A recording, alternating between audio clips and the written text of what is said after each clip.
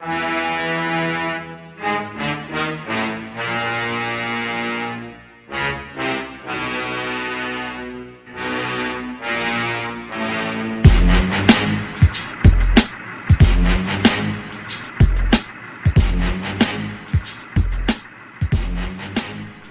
and gentlemen, it's the Big Jiu-Jitsu Show. Member of the Pod Bros Podcast Network. Don't forget to go to podbros.com and find yourself another podcast that you want to listen to. And don't forget to check out our sponsors, Traffic Roll Soap Company. Use promo code BEEFSQUATCH to get some money off your order. Don't forget to check out Tape Armor as well as Rolls Gear. And you can find all of our old episodes on bjjshow.com. I'm Rob, and this is a pretty good interview. We had the famous Priit Mihkelson. I'm really making sure I don't screw that one up because he's from Estonia, has one of the best logos for BJJ Academy, and he's one of the instructors for a lot of the BJJ Globetrotters camps. And we just had a good time talking about martial arts in Estonia, traveling, and I think eventually we learned about his Brittney Spears, or his enjoyment of Brittney Spears songs. So I hope you guys really do enjoy this episode. Also, Randy and I are going to be recording our question and answer episode tomorrow, because today is the 9th of July, so that's when the episode is dropping, this one at least. So tomorrow we're going to be recording our question and answer episode. So go to our Facebook or send us a direct message through our webpage, like I said, bjjshow.com, and send us questions you want to have answered. We don't care what it is, we'll answer it. We already got some wild ones, so hope you guys enjoy this episode, and we'll talk to you guys soon.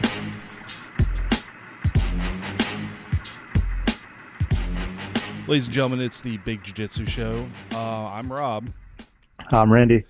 And today we have, as somebody once described, the Estonian John Danaher, as the man is a genius and has a lot of amazing videos out there. We have the amazingly talented Priit Mihkelson. I'm trying to pronounce that correctly, but we have him on the show today. So Priit, I really appreciate you coming on the show. Yeah, happy to be here. Perfect.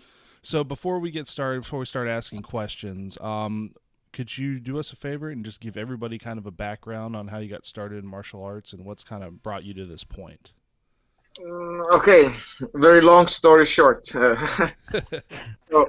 I started when I was 17. I played basketball from 3rd grade till the 9th, I think, pretty high level. Twice training in a day and everything as a young kid. And then I quitted basketball because I went to college. Yeah. My mom didn't let me go to the high school, so to speak. She is a teacher, so she knew I would slack and everything. So I went to technical school, and I was kind of like 15. And in my course, there were some guys that did karate and Aikido, and kind of my dad wanted to make a man out of me, so to speak. I wasn't a pushover, but I was kind of a little bit chubby. Yeah. Kind of introvert. I didn't get bullied a lot because I was a best player in the team, what came to basketball. So I was in that way accepted, and kind of eased my life. But then kind of magically they opened up when I was 17. They opened up the karate school kind of close to me, and that's it. That's how it all started. So kind of like a Shotokan karate kind of mixture with soft styles. Our coach was kind of, in a way, pushing boundaries. And I did a karate. Let's say I didn't miss a class or something. I trained a lot. That was my social group. And in some point, the coach died, and somehow it all got, long story short, it got all left to me. And we went towards Wing Chun. And in Wing Chun, there was a guy also, we were under Germans. It was the Sambo guy. And he introduced us the groundwork. He was saying like, okay, Wing Chun is good, maybe in a stand-up, and then you need also groundwork. So I right away liked it. Usually people have some, reservations about the groundwork and stuff and how it looks, but I was like, okay, I like the submissions and stuff. and that's how it basically started. So I was the first. Our group was the first. We did Wing Chun and ground fighting parallel. And in some point we left the Wing Chun because I told people we call it the kitchen side, so backstage, so how things are working and how it's a pyramid scheme and everything else. Yeah. Uh, and then we left, and then we opened the Jiu-Jitsu MMA school. It was 2005, I think, February, and 2005 May we opened officially our 3D training. So MMA school. But we eventually I think when we all agree that all who started, so we started, I think, 2000, 2001 back in it. So then of course, the same story always. We saw the VHS tape, Royce Gracie kicking ass. Yeah. And that was a big inspiration, and all those regular common stories that usually my generation people have started. So that's the very long story, very short. Well, I was gonna say there is a lot of journeying in there, even for just a short version of the long story. But yeah, I also did Aikido. I think I have a 4th Q in wow. Aikido. At the same time, I did karate. I did, I think, 4 years even Aikido. I ran Tai Chi groups. We had a Michuan, Tai Chi Chuan. I ran those groups. So I kind of wanted to do everything. And as soon as I wanted to be more, interested of fighting, and then we understood that some things work better and some things work less. We had bloody Thursdays every month. We called them a bloody Thursdays because then we fought once a month, kind of little bit. I think it was once a month, maybe once in 2 months. We put the gear on and we did everything. So all the fancy stuff didn't work. What worked was double leg mount, elbows in a clinch and stuff. So we kind of got confused that why we need all this fancy stuff. We can just fight like the simple stuff. And that's something that people have said, especially taking a lot of your classes, that you say that the effect, like, you look for everything that is absolutely effective, and that you try to convey that, and especially because you're a huge part of the BJJ Globetrotters instructor, like their pool of instructors. How do you find time to run the gym as well as participate in a lot of the camps and traveling? Do you find that difficult, or is it just kind of a little easy and just like a good vacation? So I couldn't do it, I think, a couple of years ago. Now I have in 3 people that kind of like run the gym every day. MMA coach, and my friend Ronald, the guy I've done the DVDs with Fanatics with. So he's a big helper. So without him, I couldn't travel. So when I'm gone, he substitutes my classes. So level does not drop. So I can do what I do, and so I don't think he minds me traveling because it's also exposure. We're pushing our ideas, and it's fun to travel, see the world, contribute to the Jiu-Jitsu world, and so in that sense, and also big part of that. That is my better half that actually is okay with all this traveling, because I think she suffers the most, and so all this combination that I have to do it because it's a big opportunity, and I would be stupid to let it go, because as a Estonian black belt you would think it's hard to do it, like travel and share my ideas and give seminars, but I, like Christian Gragos has said, I kind of have found my niche. Yeah. But I found my niche, and so that's why I can do what I do. With all the jiu-jitsu camps that you've been to, what would you say is your favorite place to have gone to do one of these camps? St. Bart's. Out there in the Bahamas. Caribbean. Yeah. Caribbean, so, my bad. Wow, yeah. Yeah. Because, the way Estonia is built, so we don't have those things. It's always warm. It's blue water. It's nature is crazy. I just came yesterday back from Osher camp in Wagrain, the mountains they have there. But if you would have to pick, I think the combination of the sandbars, like there's a boat trip in end, crazy nature, warm water, mountains. So that for me, it's definitely very, very extreme and nice getaway from the everyday life. And if I can do travel and do jiu-jitsu and enjoy the life, so that's there's every camp definitely. If you would actually ask me if I could elaborate it more, but every camp has their benefits, like Heidelberg camps and Iceland camps. But if you would have to pick, then I would probably pick Sandbart. I would too if I was going to the Caribbean all the time. Yeah. Now, with when you mentioned earlier, you trained in a variety of different styles, and you kind of saw what worked and what didn't, and that a lot of times the flashy wasn't what was most effective. So with the Globetrotter jiu-jitsu stuff that you're doing, is it kind of the same experience? You're seeing these varied approaches to jiu-jitsu, obviously, by training with people from around the world. So do you kind of see in that same light that there's some approaches, some concepts, some techniques that are kind of more effective across the board? Well, in that sense, I don't know why I do what I do. It's just, some people have also asked, like, Britt, how come you do what you do, or how you see those things? I just don't like complexity. I just see that the jiu-jitsu world is going crazy, and with all the complexity and all the new attacks, and I kind of like to move backwards.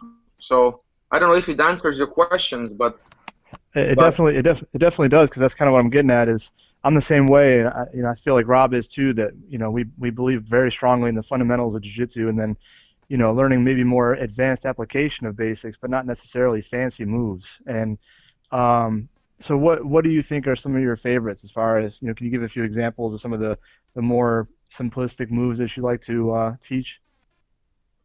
Oh, I guess at the moment when I'm traveling, then usually I'm teaching people just to fight back forwards, like really like turn your back all the time when you can, and I have become very, very comfortable in that, and that's kind of, let's say, jiu-jitsu world consider it's like a taboo or something, that you never turn your back and you don't expose your back, and it becomes like a bad mantra. So when I do, I try to usually teach those turtles and pandas and running mans and hawkings and stuff, and to just a little bit balance it out. That's because I know people, it's not very common to play back forward, and there's not many Eduardo Tellez's out there that can do it in a high level, but it still works. And I have no clue why I ended up doing those things. So, and mostly I'm also preaching the escaping part. So even I think now the U.S. main camp information starts to get out now. The video starts to go to online in Globetrotters in Action section. So now the big thing is what I'm definitely gonna teach, like the baby bridge, like a small motion that I've seen, like let's say Pedro Sauer and all those people years ago have done, but I didn't understand, and not many people are talking about them. So I know Wim Deputer from Belgium. He's big fan of it, and he just did DVDs with fanatics about like the mirroring concept and stuff. So probably the escaping part is usually when I'm traveling. I know I have a decent top and stuff, but usually when I'm talking about techniques and stuff, it's something about escapes, like safe postures. We call them 0 points. How to maintain them, how to move between them. So that's kind of what I do, and it's fascinating, and people see their the light bulb goes off in their head, so they see that there's a actually systematic game what comes to escapes, and there's not only being flat and using frames, and so there's a system, and then all the YouTube works afterwards. Whatever escape you want to do, it all can fit there. So usually that's what I end up doing. Nice. Very cool. With so I do want to bring up the point that you're I know this is a little off topic, but your gym probably has one of the coolest like emblems ever, or a logo ever, of the bear. No, thank you. Randy, you need to look it up. It's amazing. Because I remember when my friends and I guess student Stephanie went out there to train, and that was one of the first pictures she sent me, and I was like, that is an absolutely amazing logo. Is there any reason why you picked the bear for that? Somebody has background again. Oh yeah. So the bear was a fluke. Literally, it's a fluke. One guy that our logo designer did some random designs, and in some point, I think 2010 or 9 or whatever, and he sent us this, and it was like, oh, we just all liked it right away, and it wasn't like we asked for it. It's because I like the bear, and then the kimono is open. Yeah. And so these days we before the logo we had those decoration elements behind there, like the spikes. We call them actually pikes, like very medieval. But now we have a cage behind that the bear. But the bear kimono is how to say it. We like that the kimono is open and there's no belt around, because there's actually a version of the bear was holding a belt. So we didn't like it because we grew from no-gi gym, and so the belts and everything, and because I'm from Wing Chun, and we kind of started to hate all these diploma things, and we I have a lot of shining diplomas about the degrees and stuff, but I kind of don't like them. So the kimono was more like, okay, we do it all. We now have a cage between. So that's MMA. We have a gi, so that's kimono, and because there's we can take the gi off.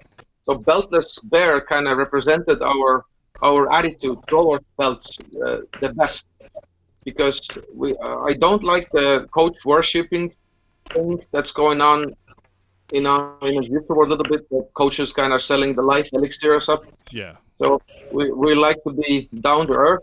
We are also, as Estonians, we're I think the least religious country, one of the least religious in the world, and we like to be grounded, and we do sport, and that's it basically. So we don't like any other worshipping thing around the gym.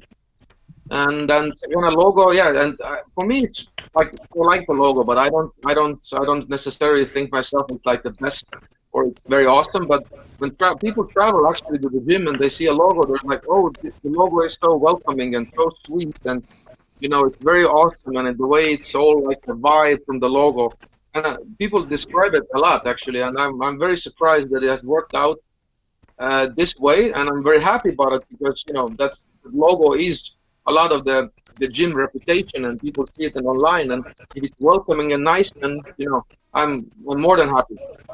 Yeah. I actually just looked it up. I like that. It's unique. It's definitely a unique logo, so I like that. It's pretty cool. And I don't like it. I don't like very aggressive logos. So usually some people have some, mouth open dogs and some, some violence going on in a logo. Somebody like tearing something up and some angry face.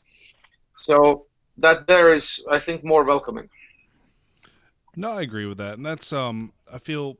So there were two parts that kind of really stuck out to me when we were talking about it. One, this right now, we were talking about a logo kind of being just violent. Like it was the whole, the joke, I guess, maybe 10 years ago. Like, how do we make a really good MMA shirt? Well, you got to add like a bunch of skulls and crowns on it and talk about, killing people or whatever. And then also you're talking about kind of instructor worship in Brazilian Jiu-Jitsu. And I know that's something that a lot of people have brought up, especially with past incidences in the U.S. and Brazil and elsewhere. What do you see? Do you see a way kind of to combat this, kind of to get, I guess, maybe the message out to the masses that, hey, they're your instructor, but you shouldn't kind of hold them in such a high regard that they're almost infallible and they can't make any mistakes. But I think it's environment stuff that I think I could build an environment when you step in and you right away feel that I can manipulate you, because I don't think it's very hard to build that environment when right away there's rules and right away you're manipulated and you're accepting certain behavior from people and stuff. they're not hard to build. And I would just say people should be more aware of those things. That I know, just being overall educated about psychology, and also knowing that you're a client and you're paying money, Yeah. and that's the main thing. That your client is somebody, treating you bad, or harassing you, or there's certain worshiping going on, then as a person you have always right to say no, I'm not here for that. But I think it's a group mentality. If everybody does, you start to do it also. And you would have to, if everybody's kind of before you, let's say, a little bit brainwashed, and if you end up in that group, it's easier to start follow the herd. And you have to be a little bit, I guess, strong individual to start to fight this and not do this, and question things, and it's sometimes not that easy, because sometimes people that walk in from the door are not maybe the strongest in self-confidence. They're looking for self-confidence, and in that sense they're manipulatable, because they're looking for a thing. They're looking for, I don't know, I'm not saying father figure, but they're looking for somebody that guides them and stuff. And I think a lot of it is actually what kind of person you are as a coach, what kind of people you want, and if you want to manipulate, I think you will find a way. But I don't think I'm that person, and I think I have good friends around that would never let me do that if I would try to come up with something crazy. And I think our society, I would like to think, is a little bit different as I don't know, worshipping at all. And but I know that martial arts gyms are in that sense different. All this culture of bowing, and I'm your student, and in Jiu-Jitsu you see that a lot. Oh, yeah, you can't train with others. You owe me. You my student. And it's weird. It's not like old days, like you carried somebody's water, and and you worked for them and they taught you martial arts, but now you're paying them, so nobody has right to kind of treat you that way. So as I would just recommend, you go to the gym as a client, and you try to be self-aware and see what kind of manipulation is going on and how they treat people there. Is the coach also outside of the gym?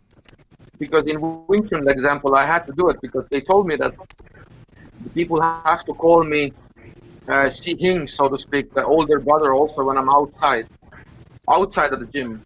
And it was always very weird to see people in stores and stuff, and they have to talk to you as a superior. Yeah. And then I was like, it was so weird. And so I don't like that environment. I don't think it's very healthy, and I don't think we're doing anything special here in that sense. But everything hard is actually teaching people the same thing. I know we're fighting, but anything hard you do, any other sport, when you have everything good, you're learning the same thing. So I think that sometimes people like to over-exaggerate this martial arts part, like, oh, it's very, very mental and very, very spiritual here, and you're fighting. And I don't think it's any different than anything else hard you do. They all tend to teach the same things to people. Yeah, I think I agree with you 100% on that. And I think my coach that I train with now, Brad, and also the guests we had on yesterday, Samuel Braga, they all kind of embody that same thing you're talking about, where they don't expect you to call them professor or coach or anything. You call them by their first name, and you're there to learn, and learning is reciprocal. So the instructor can learn from the students. It's we're all in this together, this journey of jiu-jitsu, and the magic of it doesn't come from something mystical. You put your 100% dedication and discipline into anything, and you're going to get some of that same feedback, that same growth as a human being, that we get from jiu-jitsu. So I definitely agree. I think people are hunting for something special and trying to force it instead of letting it be what it is. Yeah, I think, and also, no, I don't think other adults should be calling other adults masters or Right. I really dislike the professor thing that's going on in a jiu-jitsu world, because professor is a Portuguese term, and we're speaking English when we're mostly teaching jiu-jitsu. So people just adapted that word, that specific word, professor, to English language, but it means something different. At least in it's an academic term or academic circles. So, and people comparing, you can find memes on the internet. Oh, it takes more to earn the black belt that it earns to become a doctor or whatever. But you can earn a black belt in 4 years if you just train 8 hours a day. Let's say 4 or 5 years. Doctors, they learn, day in, day out, night and day. They have an internship. They're studying 10 years. They're actually studying a lot. And I think it's an insult that people are comparing to become a black belt. Oh, and now you're like a lawyer or you're like a doctor or whatever. But I think, I don't know, it's some way like a wishful thinking or something. But I'm not devaluing becoming an expert in jiu-jitsu. I think it's definitely a thing and it means something. But let's get real and let's. I don't like to call anybody professor. I will not call anybody professor. And and people in top that does this, I would say they just have to stop. I think coach or trainer, coach, but I guess in academic world with a professor's seat, there's a blah blah blah. But we should have a more discussion about it, what it actually means. It looks so cool to have a Professor Priit Mihkelson, but I feel like I don't like it. I feel ashamed a little bit. Dang.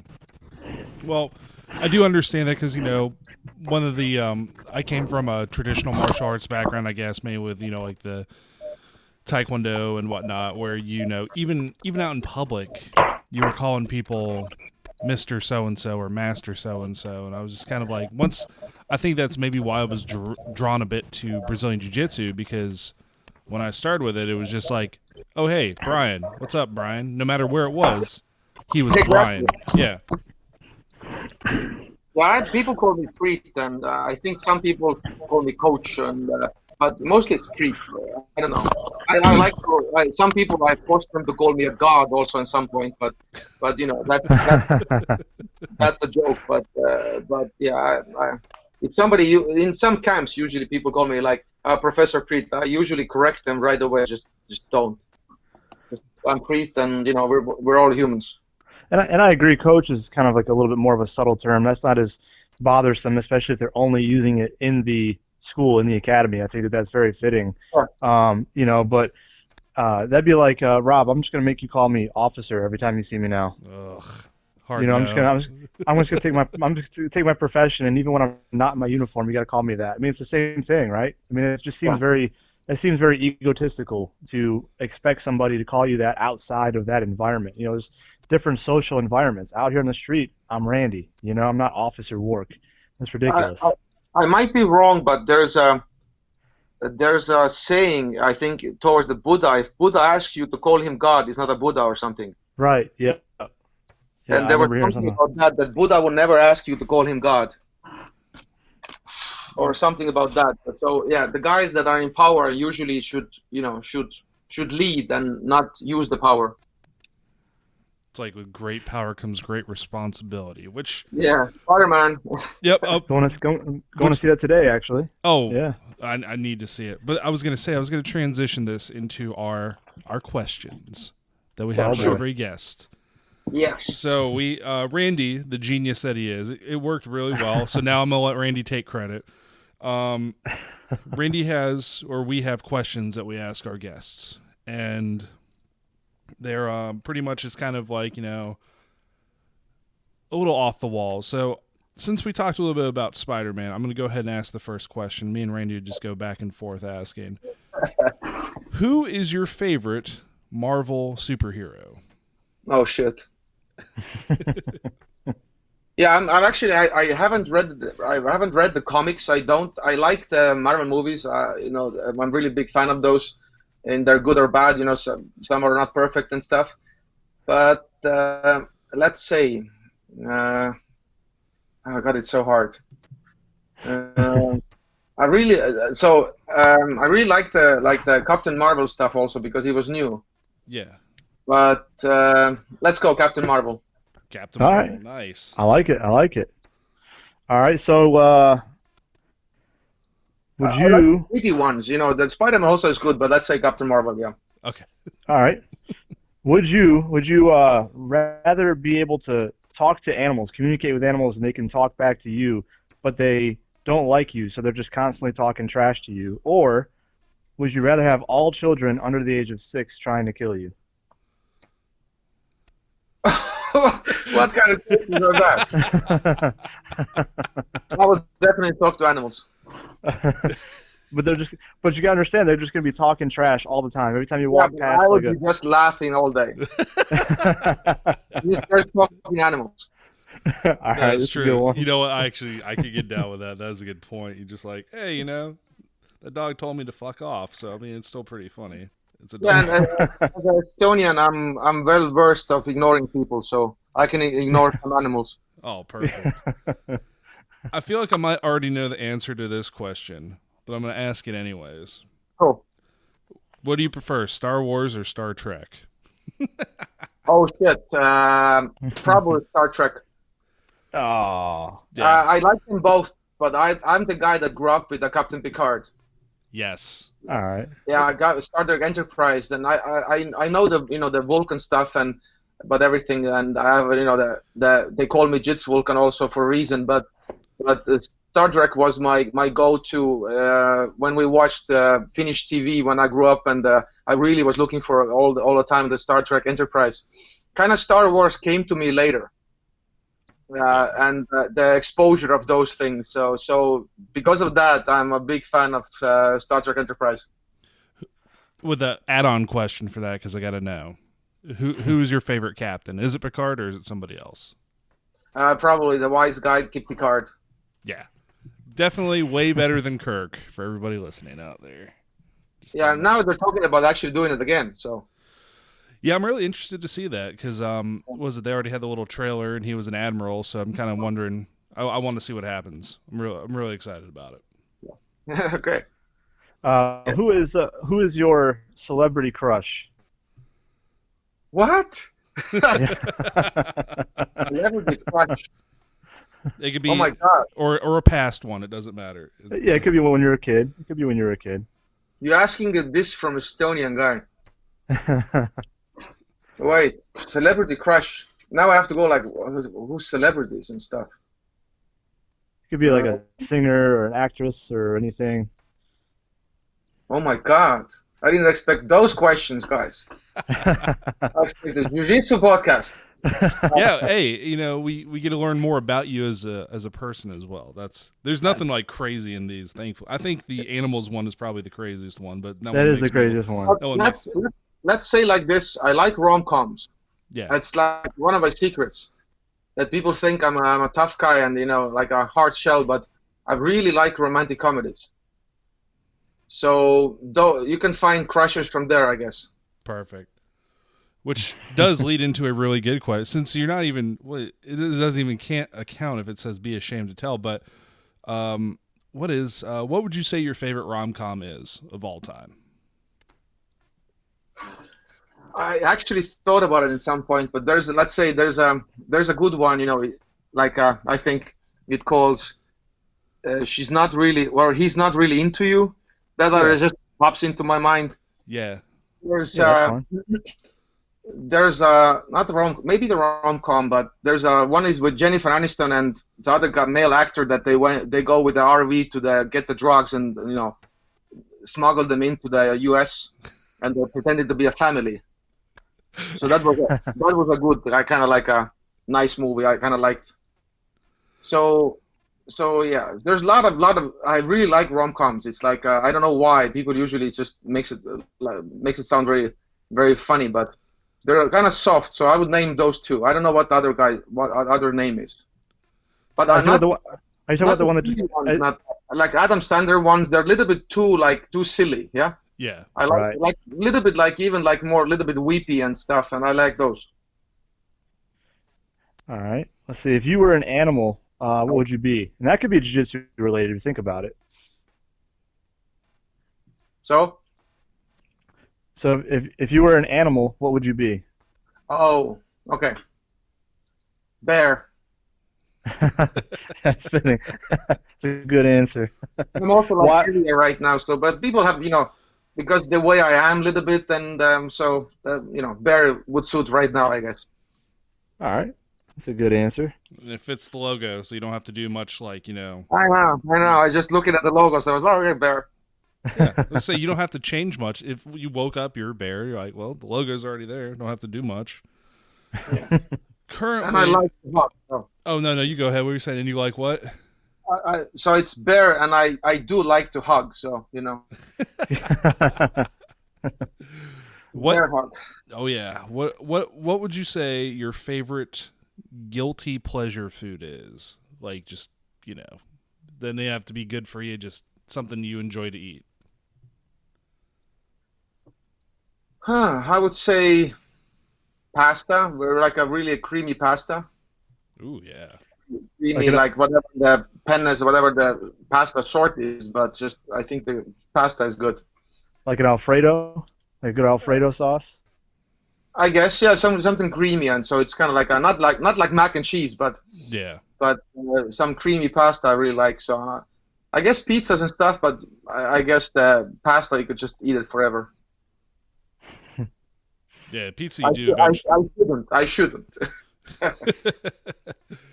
What all right, last one, Randy. All right, so last one, and it's kind of similar to the question we asked about rom-coms. So what is your favorite pop song? Oh, just you. I don't think I have time to teach you to tell you the backstory, but Brittney Spears, "Hit Me, Baby, One More Time."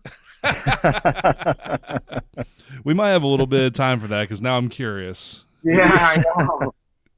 Anyway, it started like it's a joke. I think one of the friends I have in the gym now is a purple belt.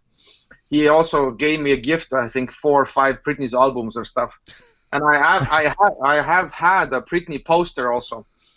So, but anyway, so what it's symbol? I grew up with all the pop stuff, all the Take That's and Backstreet Boys, and so the question was about pop song, yeah? Yeah. Yes. Oh, yeah, because I grew up with all those, and I don't know why I watched also MTV, and I know some of the pop songs from the head, actually. I can sing along. But I think Britney, and when she arrived, was the big hit. And I like her story because the society built her up, and then they tear her also down. Yeah. Right. So it's a typical story of that. So, and the kind of I like the popish songs, the kind of light, and you can kind of nicely dance along with them, and so probably all the Britney stuff, and I guess even the pop song.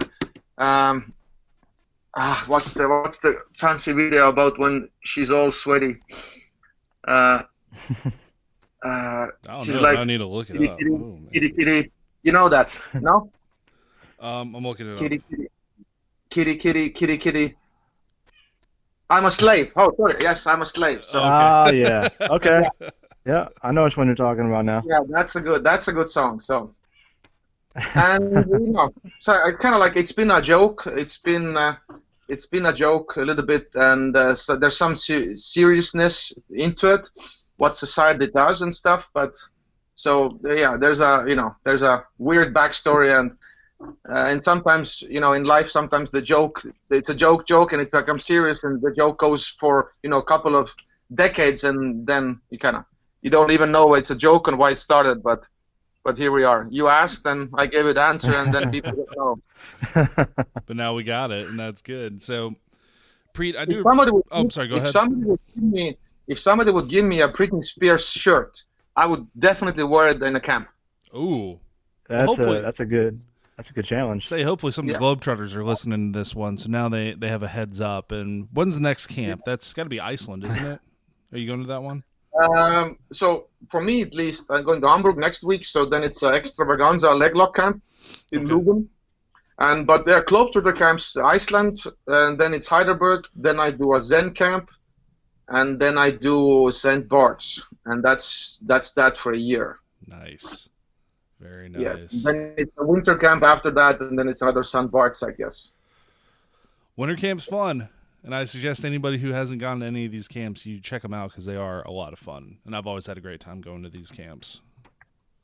Yeah, for me it was it took time to ease in a little bit because I think I started a little bit too strong, Yeah. and people weren't ready for my personality and the way I spoke, and also maybe I had something to prove and stuff, and so it was a mixture, but kind of in some way I weeded out people that didn't get me or something, and I really can't really like got connected with people that kind of understood what I was about. But definitely these days I'm more easygoing, and then you go to the third camp, you know people already, so it's easier every time, and But definitely for me, I think the third, fourth camp was already when I felt a little bit like as a Estonian, I felt a little bit like home. Excellent. That's good. So, Preet, we appreciate you coming on the show today, man. Before we head out, is there where can people find you? Because I know there are a ton of videos that you've put out for instruction. Where can people find these videos? So with Fanatics, I've done 2 DVDs, and third one is also filmed, and the teaser is not out. We did Panda and Active Turtle, so that's that. There's a Globetrotter homepage, and there's a section of in action. And if you go for you can find a coaches list if you just scroll down a lot. You can find the coaches list, and there's my name, and there's probably 10 seminars. So the classes they are filmed during the camp, so that they're pretty okay. And then also because I felt there was already an audience to talk to, and then I opened up my own YouTube channel that's been going on, I think now 3 months or something. So it's you can find just Priit Mihkelson YouTube. I think the channel is called Mihkeltron, inspiration from the Transformers, the fan I am. But not in these days because the movies are getting crap. But I kind of like the Transformers. So I guess the Priit Mihkelson is my channel. So I guess if I already like posted in Facebook, they usually add the Mihkeltron. So Mihkeltron, yeah, like a Tron, so kind of like a Transformer name. Yeah. So there's like I don't know 15 videos or something. So I will try to do a video once a week if I can, and the reaction has been good. So those are the 3 sources that you can see my information, and then I'm all over traveling also, and I don't have a homepage at the moment, so to speak. So the schedule is somewhere in my Facebook and in my head. So if people are interested when I'm next, because I'm traveling to Germany and all other places, so they can always see me there. So just contact me through Messenger and wait for me to answer, because there's a lot of messages coming these days. So it's a little bit overwhelming. So I need to have a secretary soon. Well, I can think of worse problems to have. That's a pretty good problem that everyone wants to train with you. That's why I'm not complaining, because things could be worse. Absolutely. So, Rainey, do you have anything else before we finish the show today? No, I just appreciate you coming on the show and sharing some of your knowledge and experiences with us. It's been a great conversation, and I definitely enjoyed some of the pop culture answers and references. That was a lot of fun. So. Yeah, because I didn't know what the podcast would be like, but it was for a change. Very different podcast. I could talk about different things. Usually it's jiu-jitsu and stuff, but you guys made it more different and ask different questions, and people gonna see different side of me. So I guess it was awesome. Good. Well, glad to have you. No, yeah, you definitely, because we've been in the camps together, and Preet's an awesome person. So I'm really glad that we were able to get you on the show. So thanks again, Preet. No worries. Yeah. All right. It was my pleasure. Oh, excellent. All right, ladies and gentlemen, this has been another episode of the Big Jiu-Jitsu Show, a member of the Pod Bros Podcast Network. Don't forget to go to podbros.com and find yourself another podcast you want to listen to. And check out our sponsors, Trap and Roll Soap Company, Tape Armor, and Rolls Gear, and find all of our old episodes on bjjshow.com. I'm Rob. I'm Randy. And we're going to catch you guys next time.